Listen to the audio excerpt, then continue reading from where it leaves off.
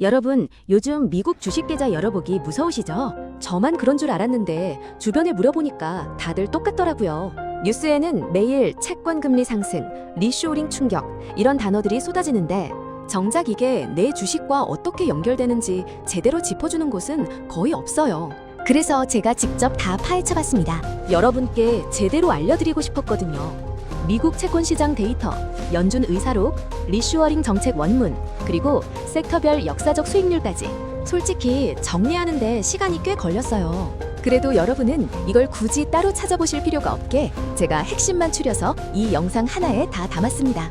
오늘 다룰 내용은 딱 3가지예요. 지금 왜 위험한 시점인지, 어떤 섹터가 진짜 위험하고 반대로 어디서 기회가 열리는지, 그리고 지금 내 포트폴리오에서 무엇을 점검해야 하는지 이 영상 끝까지 보시면 다음에 누군가 채권금리 얘기 꺼냈을 때 여러분이 자연스럽게 설명해주는 입장이 되실 거예요. 딱 15분이면 됩니다. 편하게 자리 잡으시고 끝까지 함께 해주세요. 제가 며칠 전에 국내 투자 커뮤니티를 둘러보다가 이런 글을 봤어요.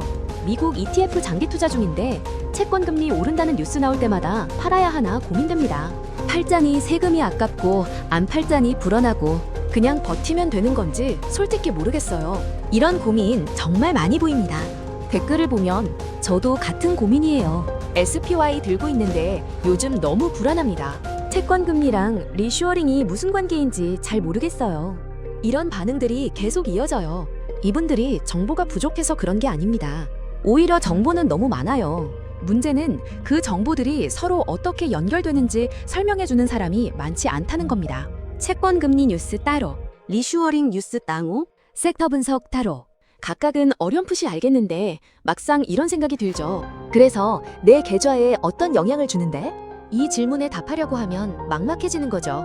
오늘은 그 연결고리를 처음부터 끝까지 한 번에 풀어드리겠습니다. 영상이 끝날 때쯤에는 내가 왜 이 자산을 들고 있는지, 어떤 섹터를 더 조심해야 하는지 스스로 점검할 수 있는 상태가 되실 겁니다. 본격적인 이야기에 앞서 한 가지 짚고 넘어갈 부분이 있습니다. 워렌 버핏이 여러 차례 강조해온 투자 원칙 중 하나가 있죠. 싸 보이는 주식이라고 해서 무조건 좋은 투자는 아니라는 겁니다.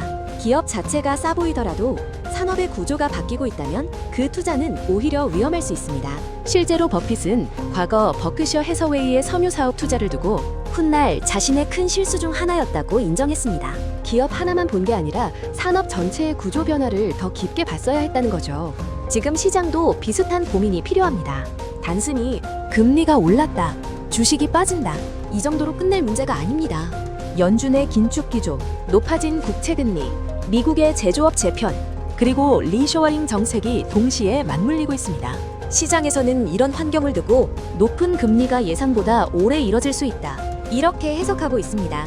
여기에 미국 정부는 반도체, 배터리, 전기차, 인프라 같은 핵심 산업을 자국 중심으로 다시 재편하려고 하고 있습니다. 칩스법, IRA 같은 정책들이 대표적이죠. 이런 정책들은 미국 제조업에는 기회가 될 수 있지만 동시에 막대한 투자와 자금 조달을 필요로 합니다. 그래서 지금은 단순한 경기 사이클이 아니라 돈의 흐름과 산업의 방향이 함께 바뀌는 구간으로 봐야 합니다. 우리도 모를 수 있습니다.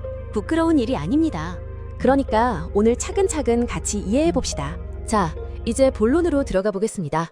먼저 구조부터 정리해 드릴게요. 채권금리가 오르는 게 도대체 왜 주식에 영향을 줄까요? 쉽게 비유해 보겠습니다. 여러분에게 100만 원이 있고 2가지 선택지가 있다고 상상해 보세요. 선택지 A는 은행 예금입니다. 연 5% 확정 이자를 줍니다. 선택지 B는 주식입니다. 잘 되면 7%, 10% 수익도 가능하지만 반대로 손실이 날 수도 있습니다. 만약 금리가 1%였다면 많은 사람들이 주식을 선택할 수 있습니다. 왜냐하면 예금 이자가 너무 낮으니까요. 그런데 금리가 5%가 되면 이야기가 달라집니다. 굳이 위험을 감수하지 않아도 5%를 받을 수 있다면 주식의 매력이 상대적으로 줄어들 수밖에 없습니다. 그래서 금리가 오르면 일부 자금이 주식에서 채권이나 현금성 자산으로 이동합니다. 이게 주가가 흔들리는 첫 번째 경로입니다. 그럼 여기서 리쇼어링은 왜 연결될까요? 리쇼어링은 쉽게 말하면 해외에 나가 있던 생산기지를 다시 미국 안으로 가져오자, 이런 흐름입니다. 반도체, 배터리, 전기차, 방산, 인프라 같은 산업이 대표적입니다.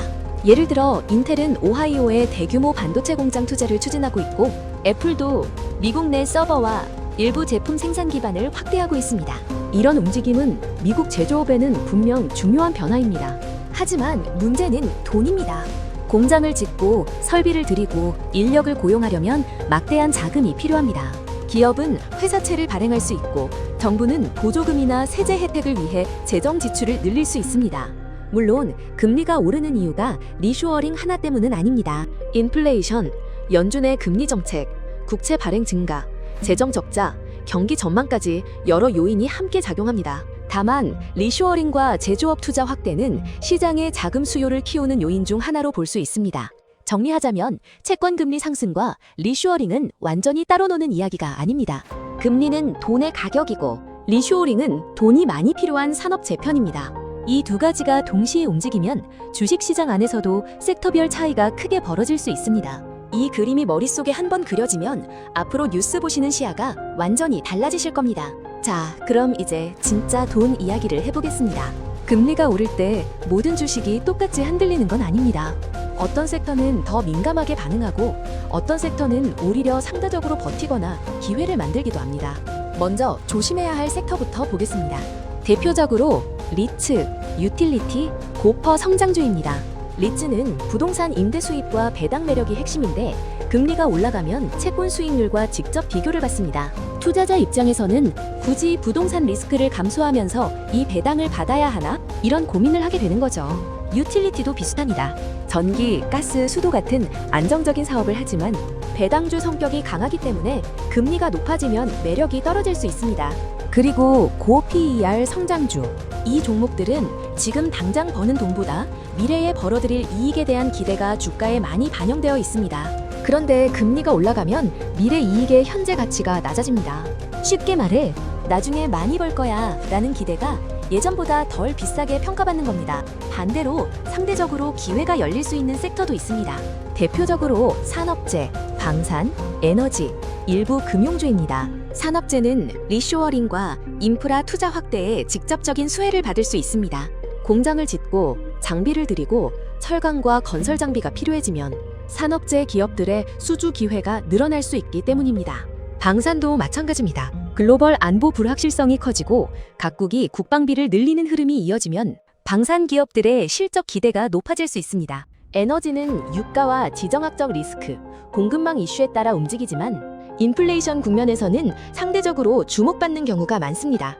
금융주, 특히 은행주는 금리 상승기에 예대 마진이 개선될 수 있다는 기대를 받기도 합니다. 다만 여기서 꼭 기억하셔야 할 게 있습니다. 금리가 오른다고 해서 산업재, 방산, 금융주가 무조건 오른다는 뜻은 아닙니다. 경기가 둔화되면 대출 부실이 늘 수 있고 기업 투자도 줄어들 수 있습니다.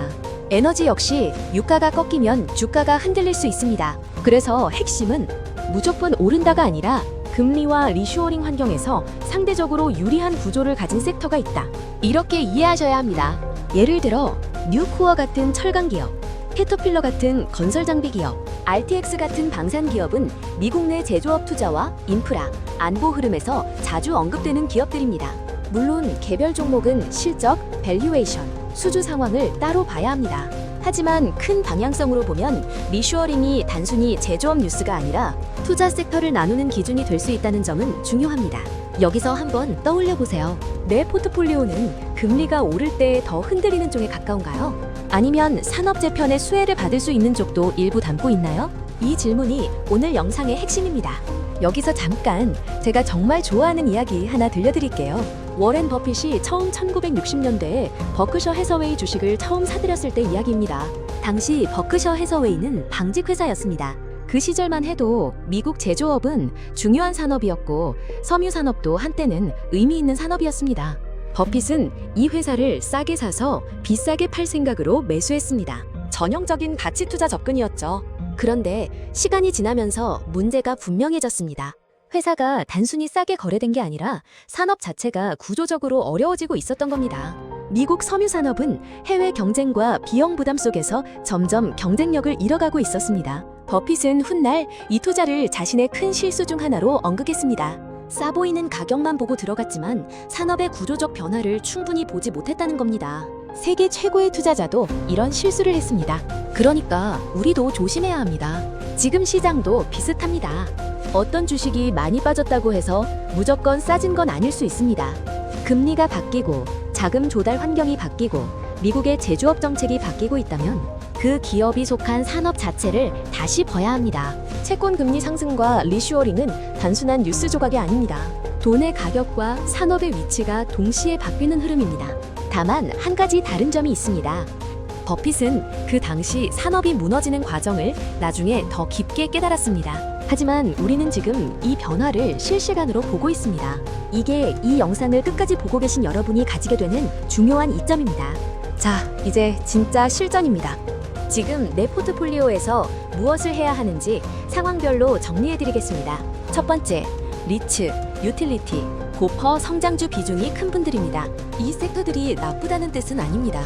다만 금리가 높은 환경에서는 상대적으로 압박을 더 받을 수 있습니다. 특히 리츠와 유틸리티는 배당 매력이 채권 금리와 비교되고 고 PER 성장주는 미래 이익에 대한 평가가 낮아질 수 있습니다. 그래서 지금은 비중을 한번 점검해 보셔야 합니다. 전부 팔라는 뜻이 아닙니다. 내 포트폴리오가 특정 금리 환경에 너무 취약하게 쏠려 있는지 확인하자는 겁니다. 두 번째, SPY, QQQ, VTI 같은 미국 ETF로 장기 투자하시는 분들입니다. 장기 투자를 하고 있다면 매일 흔들릴 필요는 없습니다. 다만 ETF마다 성격이 다르다는 점은 알아야 합니다.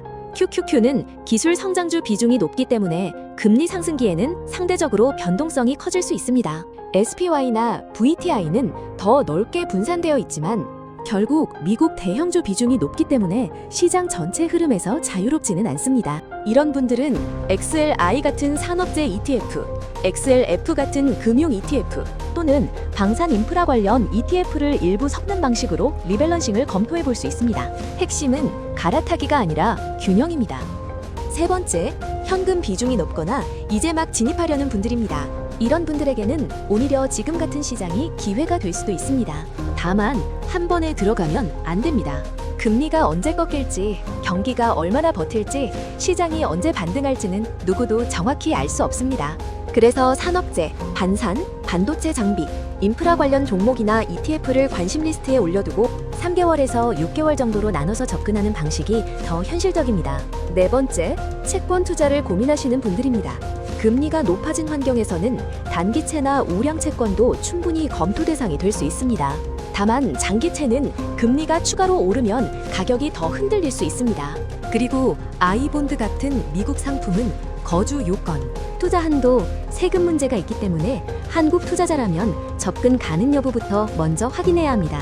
무조건 좋다, 나쁘다로 볼 게 아니라 내가 실제로 투자할 수 있는 상품인지 환율과 세금까지 감당할 수 있는지 확인해야 합니다. 오늘 영상의 핵심을 세 줄로 정리해드리겠습니다. 첫째, 채권 금리 상승은 주식의 상대적 매력을 낮추고 특히 고평가 성장주와 배당주 성격의 섹터에 부담을 줄 수 있습니다. 둘째, 리쇼어링은 미국 제조업과 산업재해는 기회가 될 수 있지만 동시에 막대한 자금 조달과 비용 부담을 동반하는 구조적 변화입니다. 셋째, 지금 필요한 건 시장 예측이 아니라 내 포트폴리오의 섹터 비중 점검입니다. 오늘 영상이 도움이 되셨다면 구독과 좋아요 버튼 한번 눌러주시면 정말 큰 힘이 됩니다. 다음 영상에서는 오늘 짧게 언급한 리쇼어링 수혜 섹터와 관련 종목들을 더 깊이 있게 다뤄보겠습니다. 특히 산업재, 방산, 반도체적 쪽에서 어떤 기업들을 봐야 하는지 구체적으로 정리해드릴 예정입니다. 오늘도 끝까지 함께해 주셔서 감사합니다.